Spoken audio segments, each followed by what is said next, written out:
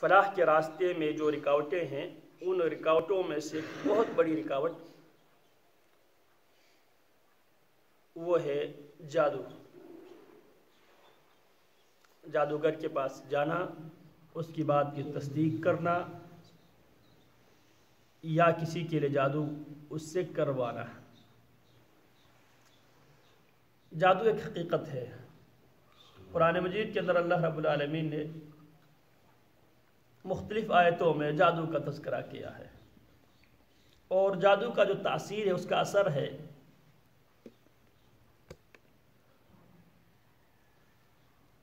نیک سے نیک آدمی کے اوپر بھی اس کا اثر ہوتا ہے.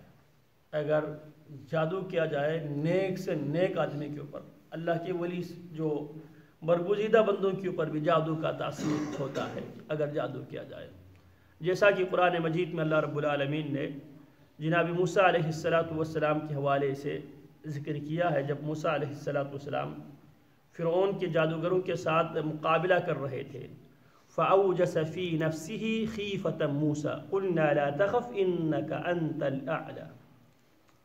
موسیٰ علیہ السلام بھی پہلی فرصت میں تھوڑا سا ڈر گئے. قُلْنَا لَا تَخَفْ، ہم نے موسیٰ کی طرف وحی کی، موسیٰ آپ کو ڈرنے کی ضرورت نہیں ہے. إِنَّكَ أَنْتَ الْأَعْلَى، آج آپ ہی غالب آئیں گے. وَأَلْقِ مَا فِي يَمِينِكَ تَلْقَفُ مَا صَنَعُوا إِنَّمَا صَنَعُوا كَيْدُ سَاحِرٍ وَلَا يُفْلِحُ السَّاحِرُ حَيْثُ أَتَىٰ. اسی طرح نبی اکرم صلی اللہ علیہ وسلم پر بھی ایک یہودی تھا جس کا نام لبید بن عاصم. اس نے نبی علیہ السلام کے اوپر جادو کیا تھا. جادو کی وجہ سے نبی علیہ السلام کے کچھ خیال کے اوپر کچھ اثر ہوا تھا. آپ علیہ السلام کی اعمال یا آپ علیہ السلام جو وہی ارشاد فرماتے تھے، ان میں سے کسی پر اثر انداز نہیں ہوا. آپ علیہ السلام کے دماغ کے اوپر یہ اس حد تک وہ اثر ہوا تھا کہ آپ علیہ السلام کوئی کام کیا نہیں تھا، آپ محسوس کرتے تھے شاید میں نے یہ کام کیا ہے. سیدہ عائشہ رضی اللہ تعالی عنہا سے صحیح بخاری کے اندر یہ حدیث موجود ہے، سحر رسول اللہ صلی اللہ علیہ وسلم رجل من بنی زریق یقال له لبید بن عاصم.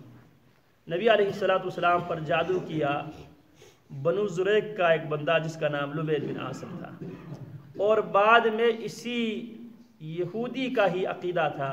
سب سے پہلے مسلمانوں میں یہ جو عقیدہ بیان کیا گیا کہ اللہ رب العالمین عرش پر مستوی نہیں ہے، اس کی کڑی بھی اسی یہودی سے ملتی ہے.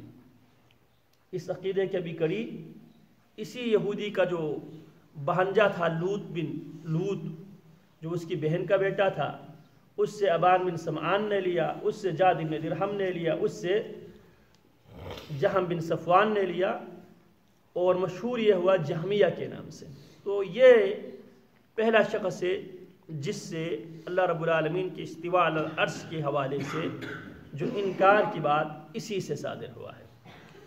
خیر جناب عائشہ رضی اللہ تعالیٰ عنہ فرماتی ہے کہ نبی علیہ السلام پر جادو کیا بنو زریق کا ایک آدمی جس کا نام لبید بن عاصم تھا. حتی کان رسول اللہ صلی اللہ علیہ وسلم یخیل الیہ انہ کان یفعل الشیء وما فعلہ. نبی علیہ السلام کو یہ احساس ہوتا تھا کہ آپ نے کوئی کام کیا ہے، لیکن حقیقت یہ تھی کہ اللہ کے نبی علیہ السلام نے وہ کام نہیں کیا تھا، بس اس حد تک اثر ہوا تھا.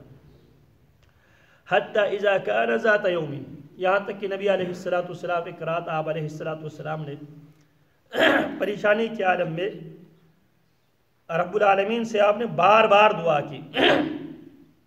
وہ عندی، عائشہ رضی اللہ عنہ فرماتی ہے نبی علیہ السلام میرے پاس تشریف رکھتے تھے، لیکنہ دعا ودعا، نبی علیہ السلام نے بار بار اللہ رب العالمین سے دعا کی، اللہ جس مسائل میں میں مبتلا ہوں اللہ مجھے اس سے چھٹکارا دے. ثم قال، دعا کرنے کے بعد نبی اکرم صلی اللہ علیہ وسلم سیدہ عائشہ رضی اللہ تعالیٰ عنہ سے فرماتے ہیں، یا عائشۃ اشعرت ان اللہ افتانی فیما استفتیتہ فیہ. اللہ رب العالمین نے مجھے اس حوالے سے آگاہی دیا ہے جس کے بارے میں میں نے رب العالمین سے سوال کیا تھا. اتانی رجلان فقعد احدهما عند رأسی والآخر ان رجلی، فرماتے ہیں کہ میرے پاس اللہ رب العالمین نے یہ بات مجھے بتلانے کے لیے، سمجھانے کے لیے 2 فرشتوں کو رب العالمین نے میرے طرف بھیجا. ایک میرے سر کے پاس آ کے بیٹھ گیا، دوسرا میرے پیر کے پاس آ کے بیٹھ گیا. فقال احدهما لصاحبه، ایک فرشتہ اپنے ساتھی سے کہنے لگا ما وجع الرجل، یہ ما وجع الرجل ایک سوال کرتا ہے اس آدمی کی بیماری کیا ہے، ہوا کیا ہے. فقال، دوسرا جواب دیتا ہے مطبوب، محمد الرسول اللہ صلی اللہ علیہ وسلم پر جادو کیا گیا ہے. قال من طبہ، دوسرا پھر سوال کرتا ہے رسول اللہ پر جادو کس نے کیا ہے. وہ جواب دیتا ہے صحابی وہ فرشتہ لبید بن الاعصم، لبید بن اعصم نے محمد الرسول اللہ صلی اللہ علیہ وسلم پر جادو کیا ہے. فقال فی ای شیء، یہ ایک چیز ہے، اصل یہ بات بیان کرنے کا مین مقصد یہ ہے. فی ای شیء، کس چیز میں جادو کی. آج کل ہم بے احتیاطی کا مظاہرہ کرتے ہیں. ہاں جادو ایک حقیقت ہے، لہذا جادو سے بچنے کے لیے بھی اللہ رب العالمین نے ہمیں فارمولے دیے ہیں. نماز کے بعد، ہر نماز کے بعد نبی علیہ السلام معوذتین کی تلاوت کیا کرتے تھے. گھر میں داخل ہوتے وقت، گھر سے نکلتے وقت، واش روم جاتے وقت، واش روم سے باہر نکلتے وقت، مسجد جاتے وقت، مسجد سے واپس جاتے وقت، بازار جاتے وقت، ان تمام مرحلے میں نبی اکرم صلی اللہ علیہ وسلم نے ہمیں دعا سکھلایا ہے. ایک دوسری بات، امام اہل سنہ امام احمد بن حنبل رحمہ اللہ نے، ان کا ایک فتویٰ ہے، وہ کہتے ہیں کہ جو کنگھی کرنے کے بعد جو بال ہیں اور ناخن تراشنے کے بعد جو ناخن کے جو ٹکڑے ہیں ان کو دفنانا چاہیے. وہ استدلال لیتے قرآن مجید کی اس آیت سے أَلَمْ نَجْعَلِ الْأَرْضَ كِفَاتًا أَحْيَاءً وَأَمْوَاتًا. اس حوالے سے ہم بہت زیادہ بے پرواہی کا مظاہرہ کرتے ہیں. یہ ہمارے اسی محلے میں ایک حادثہ ہوا تھا، یہ راجہ صاحب نے اس کو پکڑا تھا. باقاعدہ ایک آدمی آیا تھا، یہ عورتوں کے بال خریدنے والا، تقریباً کلو کا تقریباً 3000 کا بتا رہا تھا. تو یہاں سے اس کو پکڑا، پکڑنے کے بعد پھر اس سے وہ چیزیں یہاں سے راجہ طاہر نے چھینا. اب یہ جو بال ہے، عورتوں کے بال ہے، بالوں کے اوپر جادو کیا جاتا ہے. اب نبی علیہ السلام کے بارے میں فرشتہ پوچھتا ہے فی ای شیء، کس چیز سے نبی علیہ السلام پر جادو کیا گیا ہے. قال فی مشت و مشاطۃ، کنگھی کرنے کے بعد جو بال گرتا ہے اس بال کو کسی کنگھی کے ساتھ اس نے جادو کی ہے. وجف طلع نخلۃ، پھر اس نبی علیہ السلام کی بال کے اوپر جادو کرنے کے بعد فرشتہ بتاتے ہیں آپ علیہ السلام کی بال کو کسی کنگھی کے ساتھ اس کی گرے لگا کر اس کو کھجور کے شگوفے میں، نر کھجور کے شگوفے میں اس کو کیا کر دیا گیا ہے، مکمل طور پہ بند کیا گیا.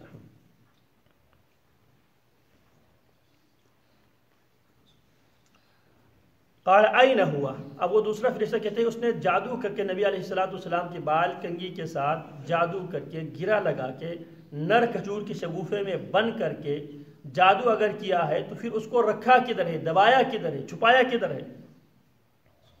قال فی بئر زروان، زروان نامی جو مدینے کے اندر جو کنویں ہیں، اس کنویں کے اندر اس نے اس بال کو، نبی علیہ السلام کہا جاتا ہے دوسری روایتوں میں نبی علیہ السلام کے پاس ایک چھوٹی بچی آیا کرتی تھی، اس کے ذریعے لبید بن اعصم نے نبی علیہ السلام کے جو بال ہے وہ حاصل کرنے میں کامیاب ہوا.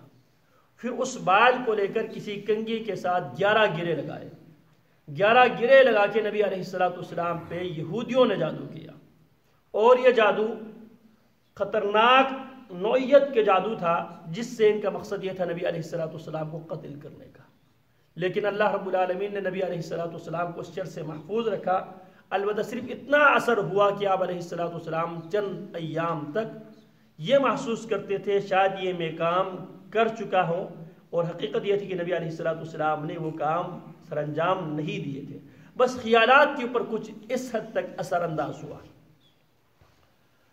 تو پھر وہ کہنے لگا کہ جادو کس میں کیا گیا ہے، کہا گیا فی مشت و مشاطۃ، کنگھی سے کنگھی کرنے کے بعد جو بال گرتا ہے پھر اس بال کو کسی کنگھی کے ساتھ 11 گرے لگا کر جادو کیا گیا ہے. وجفا طلع نخلة ذکرها، اس نے کہا کہ پھر اس کو ایک کھجور کے نر شگوفے میں اس کو بند کیا گیا ہے اور اس کو زروان نامی جو کنواں ہے اس کے اندر کسی پتھر کے نیچے دبایا گیا ہے.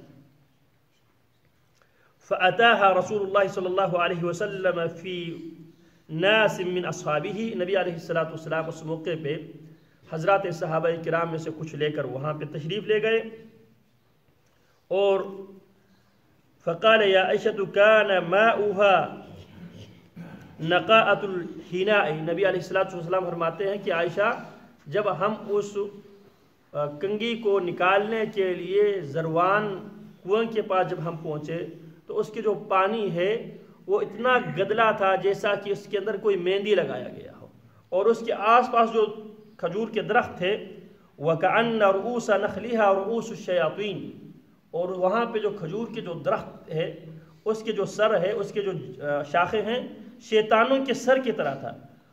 قلت یا رسول اللہ صلی اللہ علیہ وسلم افلا استخرجتہ، قال، پھر نبی علیہ السلام سے کہا گیا کہ آپ نے اس کو نہیں نکالا. آپ نے فرمایا اللہ رب العالمین نے مجھے اس سے عافیت دی ہے. تو عرض کرنے کا مطلب یہ ہے فلاح کے راستے کی رکاوٹوں میں سے ایک بہت بڑی رکاوٹ کیا ہے؟ جادو کرنا اور جادو کروانا ہے. جادو سے بچنے کے لیے شریعت نے ہمیں اصول دیا ہے، ہمیں بھی ہتھیار دیا ہے، لیکن ہم اس ہتھیار کو استعمال کرنے کے لیے تیار نہیں ہے. نمازوں کے بعد کے اذکار اور خصوصاً نمازوں کے بعد قل هو اللہ اور قل اعوذ برب الفلق قل اعوذ برب الناس، اسی طرح آیت الکرسی، اسی طرح سوتے جاگتے وقت مسنون اذکار کو کرنا ضروری ہے. اسی طرح جو چیز میں نے ذکر کیا ہے بالوں کے حوالے سے، اس حوالے سے ضرور احتیاط کیا کرے، کیونکہ کل ذی نعمت محسود، ہر صاحب نعمت کے اوپر حسد کرنے والے لوگ ہوتے ہیں. لہٰذا حسد وہ بیماری ہے جس بیماری کی بنیاد پہ حسد کی 3 سٹیج ہے. ایک سٹیج سب سے بدترین سٹیج یہ ہے، یہ جناب اس کو مجھے ملے یا نہ ملے اس کے پاس نہیں ہونی چاہیے. یہ جو نعمت ان کے پاس ہے یہ مجھے ملے یا نہ ملے ان کے پاس نہیں ہونی چاہیے. پھر جب اس سٹیج پہ پہنچتا ہے تو انسان اس طرح کی گناؤنی حرکت کرنا شروع کر دیتا ہے، اور اس میں سب سے خطرناک ترین جو جادو ہے اس میں 11 گرے لگائے جاتے ہیں. اللہ رب العالمین نے نبی علیہ السلام کے اوپر یہ حملہ ہوا تو اللہ رب العالمین نے معوذتین کو نازل کیا، قل اعوذ برب الفلق قل اعوذ برب الناس کو نازل کیا. ان دونوں کو ملا کر 11 آیتیں بند کی تھی. نبی علیہ السلام وہ پڑھتے گئے، ایک ایک گرہ کھلتے گئے. تو لہٰذا ان کا اہتمام کرنا چاہیے کہ اللہ رب العالمین ہمیں ان چیزوں سے محفوظ رکھے. وصلی اللہ وسلم علی نبینا محمد وعلی آلہ وصحبہ اجمعین.